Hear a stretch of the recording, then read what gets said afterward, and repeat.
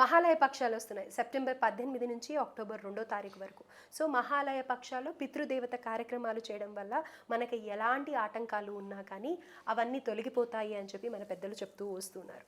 So స్త్రీ శాపం, అలాగే సర్పదోషం, పితృదేవతల శాంతి, పిండ ప్రదానం, తిలాహోమం ఇలాంటివి ఎలాంటివైనా సరే ఈ సమయంలో చేసినట్టయితే అంతకి అంత అభివృద్ధి చెందుతారు, ఎలాంటి దోషాలు ఉన్నా తొలగిపోతాయి అని చెప్పేసి చెప్తున్నారు. సో కిరణ్ టీవీ ఆధ్వర్యంలో గోకర్ణకి ప్రత్యేకంగా బస్సులు వేయడం జరుగుతుంది. ఎవరి తిథి ప్రకారం వాళ్ళని పంపించడం జరుగుతుంది. ఇక్కడ హైదరాబాద్ నుంచి గోకర్ణ వరకు తీసుకొని వచ్చే బాధ్యత కిరణ్ టీవీ తీసుకుంది. సో గతంలో కూడా ఎంతోమంది వెళ్ళి వచ్చారు. అక్కడ ఎన్నో ఇలాంటి ప్లేసెస్ ఉంటూ ఉంటాయి అన్నమాట. ఏంటి పితృదేవతలకి చేసే కార్యక్రమాలు జరిపించే స్థలాలు. కానీ అన్నిటికంటే కూడా ప్రత్యేకంగా మనం సెలెక్ట్ చేసుకున్న స్థలంలో వాళ్ళు గురువులు ఎవరైతే ఉన్నారో వాళ్ళ తరతరాల నుంచి కూడా ఇది పద్ధతి ప్రకారం, వైదిక శాస్త్ర ప్రకారం ఎలా చేయాలి అనే దాంట్లో వాళ్ళు కరెక్ట్గా చేయించి పంపించడం జరుగుతుంది. ఎంతోమంది అభివృద్ధి చెందారు, వాటి ఫలితాలని చూశారు. కాబట్టి ఇప్పుడు గోకర్ణలో ఆ క్షేత్రం ఎలా ఉంటుంది, అక్కడ ఎలాంటి పూజ జరుగుతుంది అనేది కూడా ఆ వీడియో కూడా ఒకటి పబ్లిష్ చేయడం జరిగింది. ఆ వీడియోలో కూడా చూడొచ్చు. సో అక్టోబర్ 2 వరకు కూడా ఈ కార్యక్రమం జరుగుతుంది. అమావాస్య అక్టోబర్ 2న 2 బస్సులు వేయడం జరుగుతుంది. కాబట్టి ప్రతి ఒక్కరు కూడా ఈ అవకాశాన్ని సద్వినియోగం చేసుకోవాలని మనస్ఫూర్తిగా కోరుకుంటున్నాను. నమస్కారం గురువుగారు. మహాదేవ శ్రీమాత్రే నమః. గురువుగారు, దేవి శరణ్ నవరాత్రులు ప్రారంభమవుతున్నాయి. మరి ఈ నవరాత్రుల్లో అమ్మవారిని ఏ రోజు ఏ అవతారాల్లో ఆరాధించాలి అనేసి అంటారు, ఎలా పూజించాలి అంటారు? ఏ అవతారములో పూజించాలి, ఏ అవతారాలు అనేటువంటివి అంటే మనకు అన్నీ ఇవాళ రేపు ఫోన్లో వస్తుంటే అన్నపూర్ణ అవతారం అని, సరస్వతీదేవి అని చెప్పి, ఇలా కాళీ అమ్మవారు అని చెప్పి, మొదటి రోజు మన అదేమిటి రెండో రోజు మూడో రోజు మహిషాసుర మర్దిని అంటే ఇవి ఎప్పటికీ ఉండేటువంటివే. ఇదంతా టాపిక్ కాదు, ఇది మనకు మెయిన్ టాపిక్ కాదు.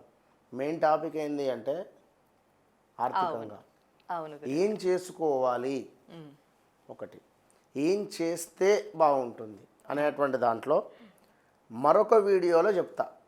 ఈ వీడియోలో మాత్రము ఒక అద్భుతమైనటువంటి రెమెడీ చెప్తా.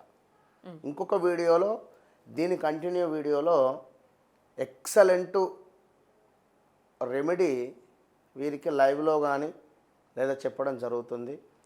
ముగ్గురు అమ్మవార్లు అంటేనే ఇప్పుడు ఈ యొక్క మన లక్ష్మీ పార్వతి సరస్వతిగా కొలువు తీరేటువంటి యొక్క దేవి శరన్నవరాత్రులలో భాగంగా ముగ్గురు అమ్మవార్లకు కూడా చక్కగా పసుపు అమ్మవార్లను చేసుకొని ఎప్పుడైనా కూడా ఈ యొక్క పసుపుతో చేసినటువంటి ముద్దకు ఇక్కడ ఒక బొట్టు, లెఫ్ట్కు రైట్కు బొట్టు పెడితే అది గౌరీ అమ్మవారు అవుతుంది. పైన మాత్రమే బొట్టు పెడితే గణపతి అవుతుంది.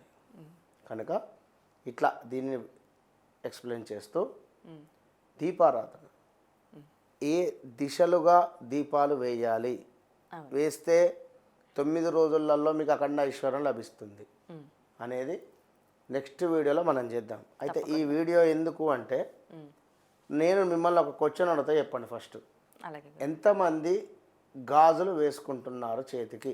మీరు వేసుకున్నారా చెప్పండి. గురువుగారు, నేను వేసుకున్నాను గురువుగారు, కానీ ఒకటే వేసుకున్నాను. అది గాజు ఉందా లేదా అనేది మాత్రం చూస్తారు గురువుగారు. ప్రతి ఒక్కరూ వేసుకోవాలంటే వీలు కాదు కొంతమందికి. ఎందుకంటే వాళ్ళ వస్త్రధారణ చూసినట్టయితే కొంతమంది జీన్స్ వేస్తూ ఉంటారు, కొంతమంది చీరలు కట్టే వాళ్ళు గాజులు వేసుకోవడానికి ఇష్టపడుతూ ఉంటారు, కొంతమంది ఇష్టపడరు, ఇలా ఉంటారు కదా. అయితే ఒక మాట అర్థం చేసుకోండి. విషయం ఏమిటి అంటే వస్త్రధారణ కావాలి, సంతానం కావాలి, భార్యాభర్తలు అన్యోన్యంగా ఉండాలి. ఒకటి కావాలి అంటే ఒకటి ఇబ్బంది అవుతుంది. మరి దేవి శరన్నవరాత్రులలో ఏం చేసినా చేయకున్నా ఖచ్చితంగా కూడా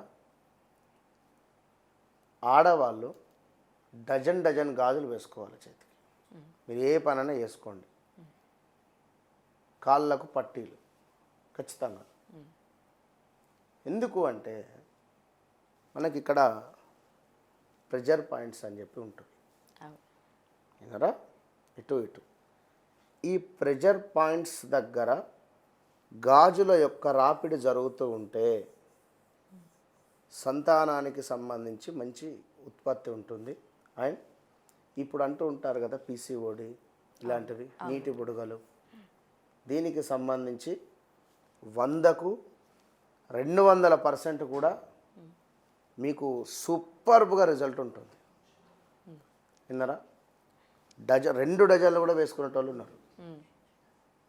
ఓకే, ఈ దేవీ శరన్నవరాత్రులలో ఖచ్చితంగా కూడా 100% వేసుకోవాల్సిందే.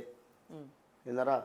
ఇక లేదు మాకు కుదరదు అనుకుంటే మాత్రం ఎవరేం ఏం చేయలేము, మీ ఇష్టము, మిమ్మల్ని ఏం ఇబ్బంది పెట్టేది లేదు, ఫోర్స్ చేసేది కూడా లేదు అంతకన్నా. ఓకే, కనుక అన్నీ కావాలి అంటే కుదరదు కదా, అవును గారు, ఏదన్నా ఒకటి.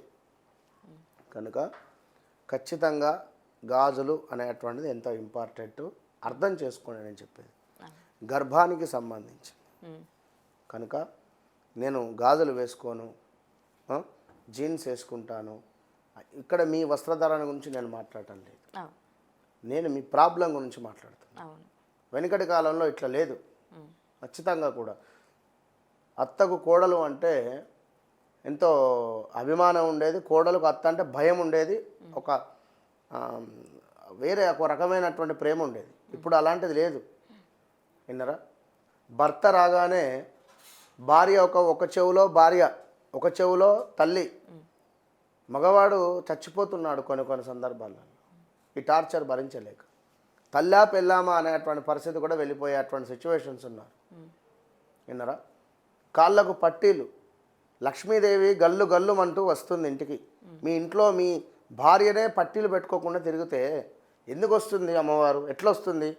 మాకు ఈ డబ్బులు లాస్ అయిపోయినవి, మాకు ఆ డబ్బులు లాస్ అయిపోయినవి, మేము ఇట్లా ఇన్వెస్ట్మెంట్ చేసి ఉన్నాము, లాస్ అయిపోయి ఉన్నాము, మాకు హెల్త్ ఇష్యూస్ వస్తూ ఉన్నవి, మా ఇంట్లో అసలు లక్ష్మీదేవి నిలవడం లేదు. దేనికి నిలబడుతుంది? కనీసం అమ్మవారు ఏ విధంగానైతే ఉంటుందో ఆ రకంగా కనీసం మనం ఉంటున్నామా? పెళ్ళికి ముందు ఒక తీరు, పెళ్ళి అయిన తర్వాత ఒక తీరు కదా. ఇవన్నీ ఇష్యూస్తో పీసీఓడి, దీనికి ఒక పేరు, నీటి బుడగలు అయిపోయింది. మీ జీవితాన్ని మీరే ఖరాబ్ చేసుకుంటున్నారు, ఇక్కడ ఎవరో లేదు. గాజులు దేనికి? ఈ నవరాత్రులలో అయినా కూడా డజన్ లేదా 2 డజన్లు వేసుకోండి. ఇది నేను మీకు నా బాధతో చెప్తున్నాను నేను, ఎందుకంటే నా కుటుంబంలోనే చాలామంది ఉన్నారు సంతానం లేక, మా రిలేషన్షిప్లో కూడా ఉన్నారు. సంతానం అనేటువంటిది ఒక అద్భుతమైనటువంటి వరం.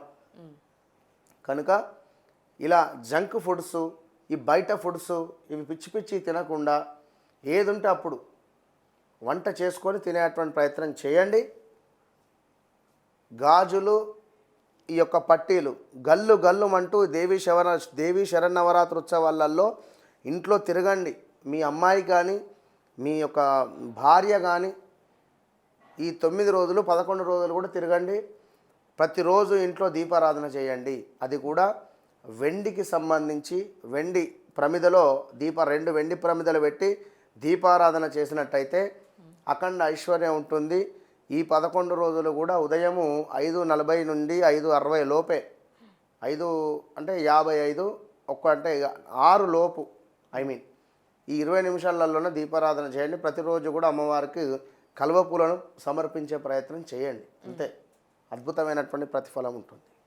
అలాగే గురుగారు, దేవి శరన్నవరాత్రుల్లో మరి అమ్మవారికి ప్రతీకగా గాజులు ధరించడం ద్వారా ఎలాంటి ఫలితాలు కలుగుతాయి? ఇటు సైంటిఫిక్గా చూసుకున్నట్టయితే కనుక గాజులు ధరించడం వల్ల ఎలాంటి లాభాలు ఉంటాయి, అలాగే ఇటు దేవి నవరాత్రుల్లో అమ్మవారి ఉపాసనగా గాజులు ధరించడం వల్ల ఎలాంటి ఫలితాలు కలుగుతాయి అనేసి కూడా చాలా చక్కగా వివరించారు గురువుగారు. ధన్యవాదాలు.